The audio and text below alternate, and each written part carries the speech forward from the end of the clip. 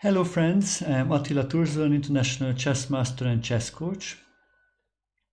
In this video I would like to share a game with you which I played yesterday in the first Saturday Grandmaster tournament in Budapest, Hungary. My opponent was the young German international master Max Hess. Actually, in the last year he got the third place in the German championship. It was kind of like a surprising result. He gained a lot of rating points in that tournament. Played very well. In the last round he won against the Grandmaster Graf, that contributed to his success in a big part. So he played with the white. He started with e4. Little background info, after first 3 rounds I had 1.5 points. I played the three Grandmasters in the first 3 rounds. The first game I lost, the second I drew, and then the third I won, so it was a good trend. Then I got to play with Max, who is actually the second highest rated player in the tournament. Played e4. I played c5, the Sicilian defense, knight f3, knight c6, d4, the open variation, the Sicilian defense, knight f6, knight c6, d6. Classical bishop g5, the Richter-Rauzer attack, e6. Here the usual move is queen d2, the main line. He played bishop b5, very aggressive move. Yeah, this is actually, it was maybe the first time when somebody played this against me, or the second time in my life in the tournament game, so it was kind of a surprise. Bishop d7, queen d3, very aggressive move again. Quick development, bishop e7, castling. Yeah, here was the first critical moment. I played queen c7 to actually protect the knight and waiting how he will continue. And I calculated castling, but I missed the things here, because what I was thinking is bishop takes f6, bishop takes f6, knight takes, b takes, queen takes d6. And I thought, okay, he wins a pawn, bishop captures, and he's up a pawn. But actually the thing is here, black is nearly winning after queen a5. It's hanging, the a2 pawn is hanging. If queen takes b5, then there is this nice move, bishop takes c3. The white queen is hanging, so I need to change, and this is just winning for black. Yeah, and actually king b1, it's, black wins back the pawn, plus because of the attack, the weak king, black is winning here. So yeah, castling was fine. Also bishop takes c6, pawn takes, knight b3. Bishops. Yeah, this would be the interesting stuff, and capturing with the g pawn. So bishop pairs versus knight pairs. And my bishop's a little bit limited, so this would be probably close to equal. So castle, this is necessary to me. Next time if I play, I should castle here. Play queen c7, rook h e1. And still, I played the same things I was fearing, so I did not castle, but still the castle would be the best. Capture, capture. Actually, this is a little bit better for white now, compared to the last version, because my queen is not protected now. Bishop takes. But still here black has some kind of good compensation for the pawn. Attacking the king. Yeah, this which I did not really recognize, this compensation. If b takes again. Okay, b8, and again it's probably will be at least enough, or more than enough. Sharp position.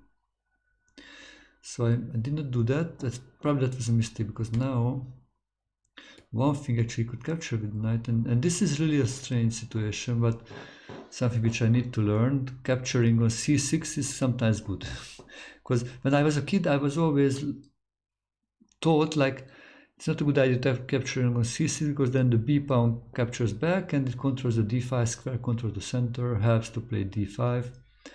It looks like that's not many times happens actually in real games, in at least kind of situation. White just blocks the queen side, and then he has a very strong attack on g4, h4, g5, big advantage. So this was a possibility. He captured with the bishop, capture, rook d8. And the other interesting stuff was here after all these moves. I felt like I will be maybe probably okay, but the situation is actually white is nearly winning, which is maybe a little bit surprising. But this kind of end games, like this is just winning for white, probably because of the c6 weakness, the very well placed knight on c5, the open file. I just analyze a little bit to go further. A few moves, but so what's the plan? So white can just go on and create a pass pawn on the queen side.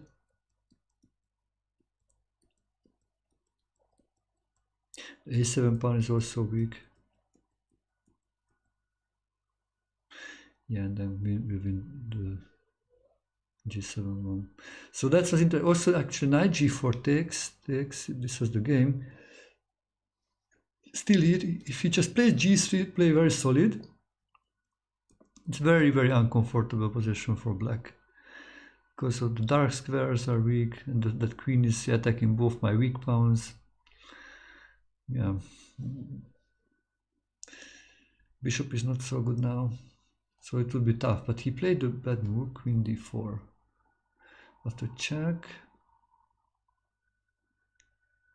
Yeah, I won the pawn and got a strong position here. Knight e4 was another mistake. Let me look what would be the better move instead. Probably should play something like rook d2.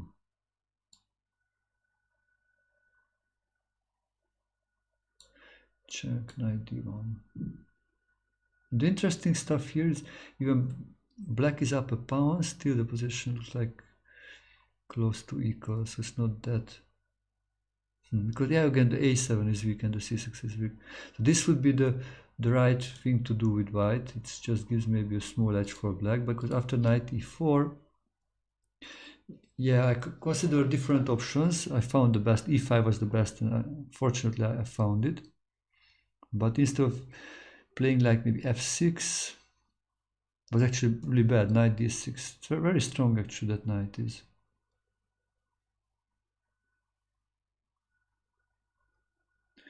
And I think probably it will be a draw.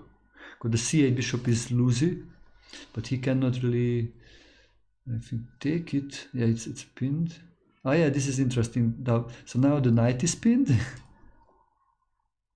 this way, and when the queen on c7, then also the knight is pinned, because then the queen pins the knight, the other time the rook pins the rook, the knight.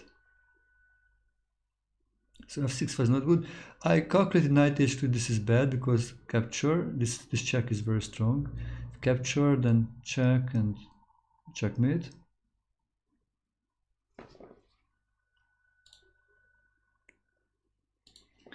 Or if it goes out, then you know just queen comes and this is just dominate. The rook has no square to move. So if queen g6 coming back, then knight d6 is strong. Again, it's actually there is a threat capture and then checkmating here, but this looks like it's just kind of active. I'm glad I did not play both moves. e5 was a strong move to develop my bishop, and actually I should play maybe immediately out with the bishop. Check comes, just go out and take the h2 pawn, and this should be a good advantage. Rook e1, protect, and just take it. We are captured instead. Rook g1, bishop f5. Here it was interesting, this idea, which I did not recognize. Check, and then c5. I played c5 in another scenario. I was thinking about this, but this was a nice one. And a nice trick. If knight f6, I can just take the knight because his queen is hanging. Queen d5, just bishop e6. Again, if knight f6, I can always just take it. Goes away, then yeah, I win one more pawn, and now this is definitely winning. So I did not do this queen f5, play bishop f5, rook e1. Actually here I should just go to this endgame, and this is just winning. I just did not even consider this, really strange. Yeah, we're low on time, so it moved 29. I just got only 3 minutes left here. So I was kind of rushing, but you know, those connected pass moves actually, they are unstoppable. Okay, instead I started to push my h-pawn, which was still fine.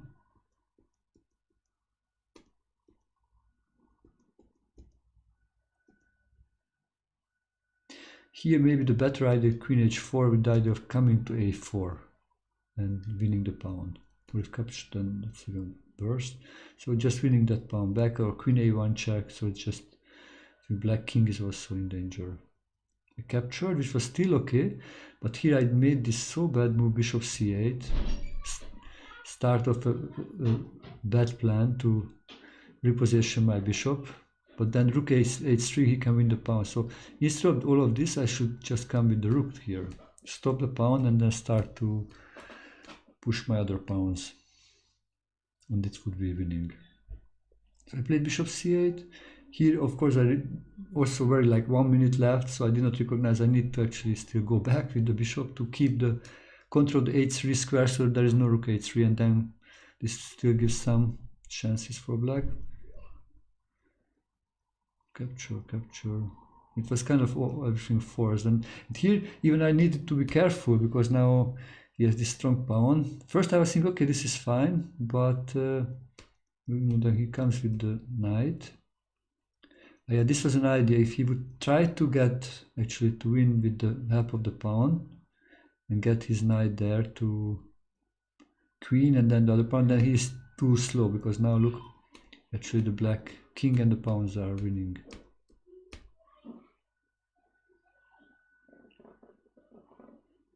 This could be good, but he found the way actually to go to endgame, which we exchange the knights for the bishop, and it's a draw because neither white or black can go help his pawns with the king. Wow, so interesting game.